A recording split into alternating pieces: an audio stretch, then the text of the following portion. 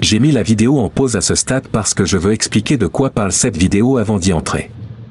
J'ai regardé de nombreuses vidéos YouTube sur les différentes activités et lieux touristiques de Ho Chi Minh Ville. Quand je suis arrivé ici, j'ai réalisé que je ne savais pas où se trouvaient certains d'entre eux ni comment y accéder. Oui. Certaines vidéos YouTube montraient des cartes Google Maps des zones, mais vous ne pouvez pas lire les marquages des rues sur ces cartes. Ils sont bien trop petits.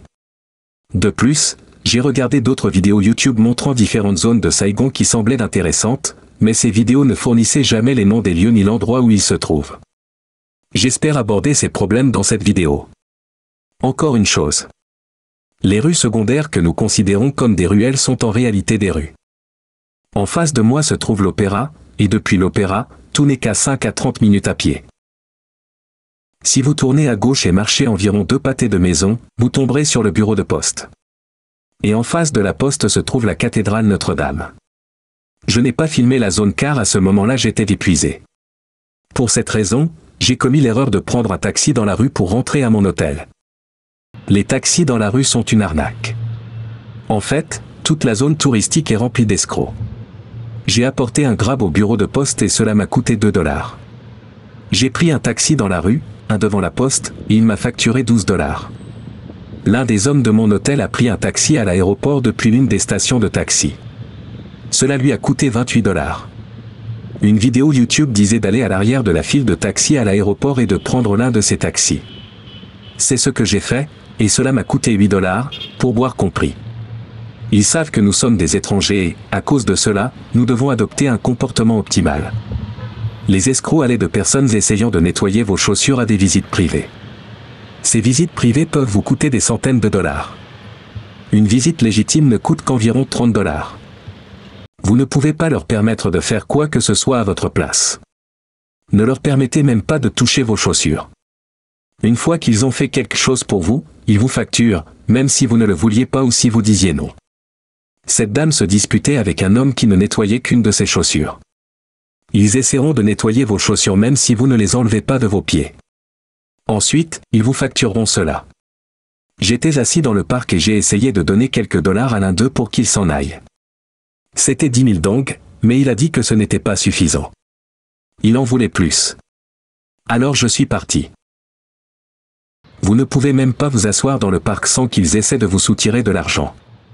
Ils disent toujours que cela ne coûtera pas cher ou que c'est gratuit. Et puis ensuite, ils vous facturent une somme d'argent scandaleuse.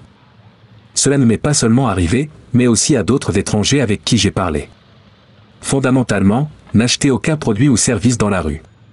Cela n'inclut pas les vendeurs de nourriture de rue ou les petites vieilles dames qui vendent des produits sur leurs étals de rue. Il semblait que les femmes étaient honnêtes et que ce sont les hommes dont il faut se méfier. Je suis allé à Nha Trang et à Hanoï et je n'ai rencontré aucun escroc dans ces villes. À Hanoï, j'ai rencontré un honnête chauffeur de taxi. Il m'a offert un trajet gratuit après avoir dit que je le payais trop cher et qu'il n'avait pas de monnaie. Ainsi, tous les escrocs semblent être à Ho Chi Minh Ville. Retour à la tournée. Revenons au sommet de Union Square. Je parlerai davantage de Union Square plus tard. Si vous marchez tout droit pendant environ 3 à 4 pâtés de maison, vous tomberez sur un centre commercial haut de gamme appelé Saigon Center. Et à 3 pâtés de maison du centre de Saigon se trouve le marché Ben Thanh. Voici des images des deux. Le Saigon Center est un centre commercial haut de gamme, mais les vêtements sont très abordables. J'ai été surpris de voir à quel point tout était abordable. Une bonne chemise ou un bon pantalon ne coûte qu'environ 20 $ américains, soit 500 000 dong vietnamiens. C'est le marché Ben Thanh. On m'a dit qu'aucun local ne faisait ses achats ici parce que les prix étaient trop élevés. De plus, il existe des marchés comme celui-ci partout à Saigon. En fait, il y en a un de l'autre côté de la rue, juste à côté du Saigon Center. Cependant, ils sont beaucoup plus petits et il est donc difficile de les repérer. Les étrangers mariés à des Vietnamiennes m'ont dit que le meilleur de ces marchés se trouvait à environ 1 heure de marche. Et c'est là que vont les locaux. Un homme du coin m'a dit d'aller à Chinatown. Il a déclaré que les prix dans le quartier chinois sont 2 fois moins élevés que dans les zones touristiques. Cette zone est appelée Union Square. De septembre à février, quand il fait plus frais dehors. Union Square et le bord de la rivière regorge de gens et de vendeurs. Ce sera l'endroit pour voir beaucoup de jolies filles. Mais pendant les mois d'été, quand il fait chaud, les gens visitent moins cette région. Union Square et le pâté de maison suivant sont l'endroit où vous trouverez de nombreux bons restaurants abordables.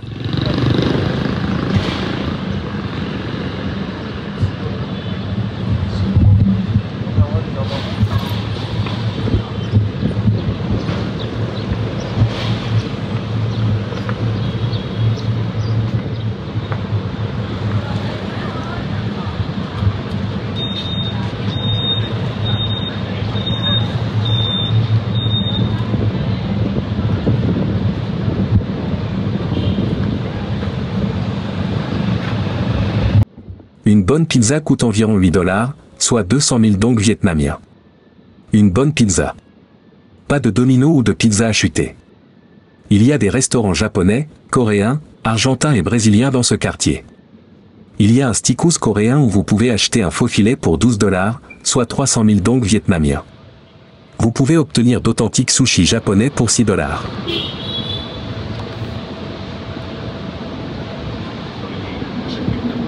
Ce magasin s'appelle Watson, et c'est là que vous trouverez de nombreux produits occidentaux pour les cheveux et la peau. De nombreuses grandes marques américaines sont présentes ici. De plus, cette zone dispose de guichets automatiques, connectés aux banques, ce qui signifie qu'ils sont pour la plupart sûrs. Tant que j'utilisais un distributeur connecté à une banque, je n'avais jamais eu de problème. Les guichets automatiques non connectés à une banque sont ceux où des frais élevés vous seront facturés. Et certains d'entre eux, dans les zones locales, loin des zones touristiques, disposent de faux lecteurs de cartes. J'ai découvert qu'à cause de tous les faux lecteurs de cartes, certaines cartes de débit et de crédit ne fonctionneraient pas au Vietnam. Je l'ai découvert après mon arrivée ici. Heureusement pour moi, j'avais d'autres cartes de crédit que je pouvais utiliser. Croyez-moi, vous avez besoin d'une carte de crédit. Les cartes de débit, c'est bien, mais avoir une carte de crédit pour voyager à l'étranger, c'est mieux. J'utilise les deux. Une carte de débit et une carte de crédit. Ma carte de crédit est connectée à mon compte Grab et j'utilise ma carte de débit pour retirer de l'argent aux distributeurs automatiques. Parce que ma carte bancaire est connectée à mon compte Grab. Si je n'ai pas d'argent ou d'espèces sur moi, je sais que si j'appelle un Grab, je peux toujours rentrer chez moi. De plus, si je perds ma carte de débit, je sais que je peux toujours manger en commandant de la nourriture à emporter. Le coût moyen d'une commande de nourriture à emporter se situe entre 8 et 12 $. Cela comprend les frais de livraison et le pourboire. Aujourd'hui, certaines personnes ne sont pas habituées au trafic du Vietnam. J'ai grandi à Chicago, une grande ville des États-Unis. Ce type de trafic n'est donc pas grave. Donc traverser la rue n'est pas un gros problème pour moi. Mais je sais que cela peut faire peur aux gens qui n'y sont pas habitués. Pour moi, la seule rue avec laquelle j'ai eu du mal était celle-là. Il faut le traverser depuis Union Square pour accéder au bord de la rivière. Vous pouvez faire ce que font ces dames ou faire ce que je suggère.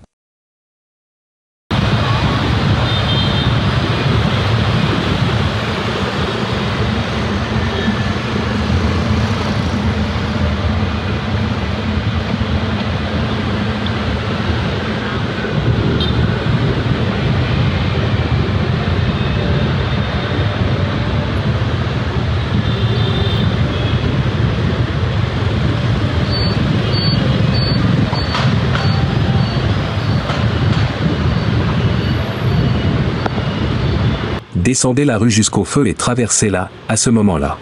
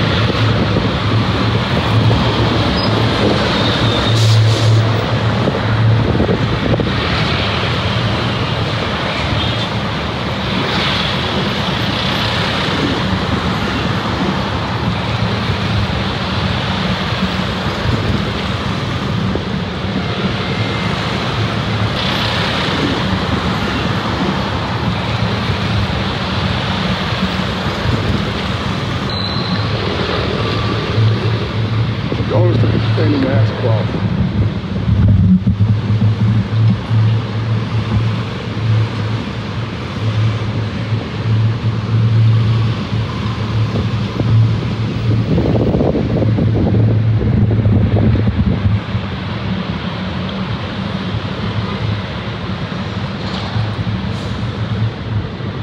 Mais ce n'est pas la circulation dans la rue dont vous devez vous soucier. C'est à la circulation sur les trottoirs qu'il faut faire attention. Ce sont les scooters qui vont vous tuer. Ces scooters surgissent de partout et roulent parfois du mauvais côté de la rue.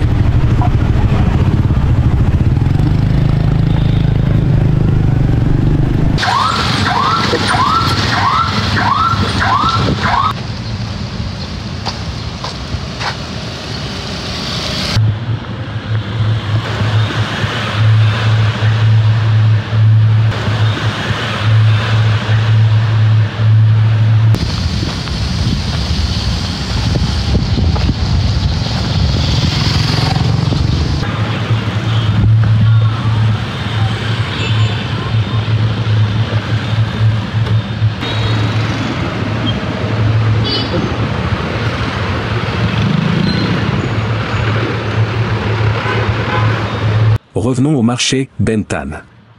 Dans cette zone, vous trouverez de nombreux hôtels haut de gamme. Et ils ont tous des bars sur le toit. Certains sont payants et beaucoup d'autres sont gratuits. Ils peuvent être un endroit très agréable pour prendre un rendez-vous. En matière de rencontres et de relations, le Vietnam est un pays très traditionnel. La plupart des femmes sortent ensemble pour une relation sérieuse. Ils sortent ensemble pour se marier et beaucoup semblent se marier très jeunes.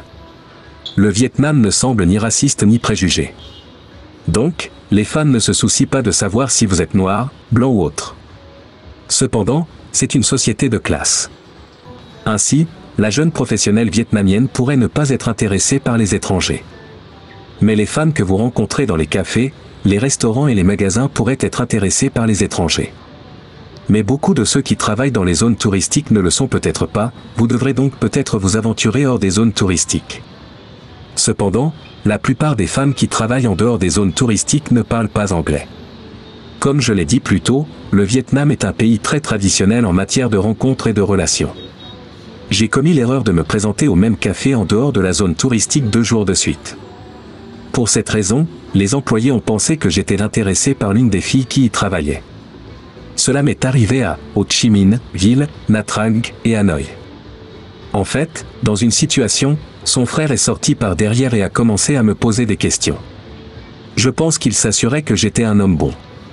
Je pense que je devais obtenir son approbation avant de demander un rendez-vous à sa sœur, ce qui est une bonne chose. Je pense qu'étant étranger et noir, ils ne pourront peut-être pas dire quel âge j'ai. J'ai 60 ans.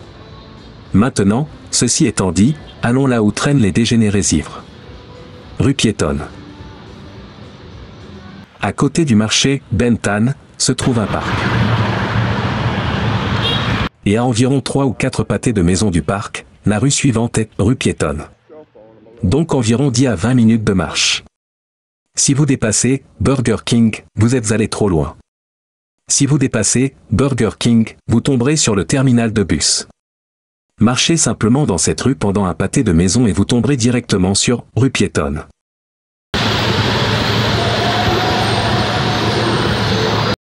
Voici la rue que vous empruntez pour arriver à l'entrée ou au début de rue piétonne.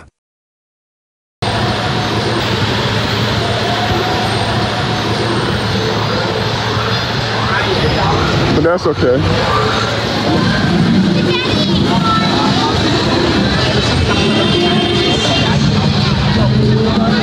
Okay. This is the walking street.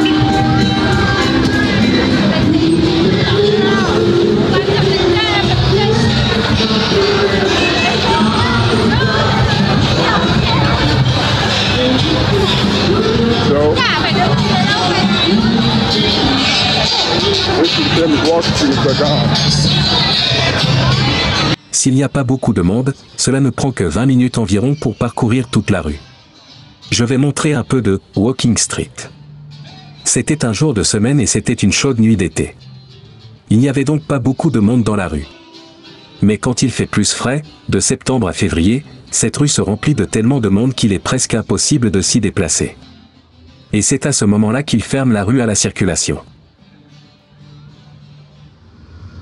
Mon meilleur conseil est d'utiliser Grab. Chaque chauffeur de Grab empruntera un itinéraire différent vers le même endroit et retour. Cela vous permet de voir différentes parties d'une même zone. En plus, tu peux faire ce que j'ai fait. J'ai choisi un joli parc que j'ai trouvé sur Google Maps et j'ai visité le même parc à plusieurs reprises. Chaque chauffeur de Grab a emprunté un itinéraire différent, ce qui m'a permis de découvrir des parties de la ville que je n'aurais jamais visitées si je restais dans les zones touristiques. Pour cette raison, j'ai trouvé un salon de coiffure noire à Hanoï au Vietnam. Il y a donc des Noirs au Vietnam. Vous ne les voyez pas, mais ils sont là. Mais pas de Noirs américains. Uniquement les Africains.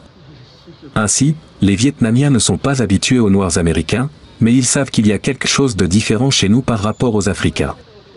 Le salon de coiffure appartient à un Africain. Je ne connais pas l'adresse, mais voici la rue dans laquelle se trouve sa boutique.